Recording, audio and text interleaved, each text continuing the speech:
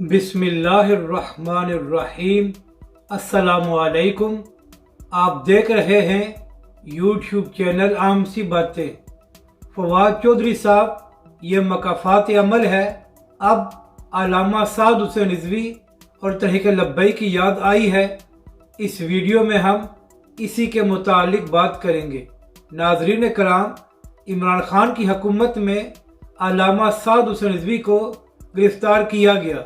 इसके बाद अदालत ने 2 बार ये हुक्म दिया कि तहरीक लब्बैक के सरबराह को रिहा किया जाए, मगर हुकूमत ने इस पर अमल नहीं किया और अल्लामा साद हुसैन रिजवी को 7 महीने जेल में रखा।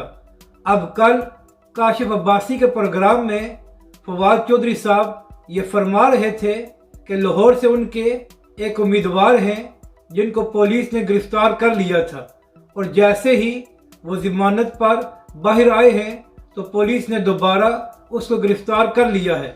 इसके बाद फवाद चौधरी ये कहने लगे कि हुकूमत हमारे लोगों के साथ गलत कर रही है। तो फवाद चौधरी साहब, ये आपके साथ गलत नहीं हो रहा, बल्कि ये आपका मकाफात अमल है। आप जो कुछ तहरीक लब्बैक और अल्लामा साद हुसैन रिजवी के साथ करते रहे हैं, अब वही कुछ आपके लोगों के साथ हो रहा है।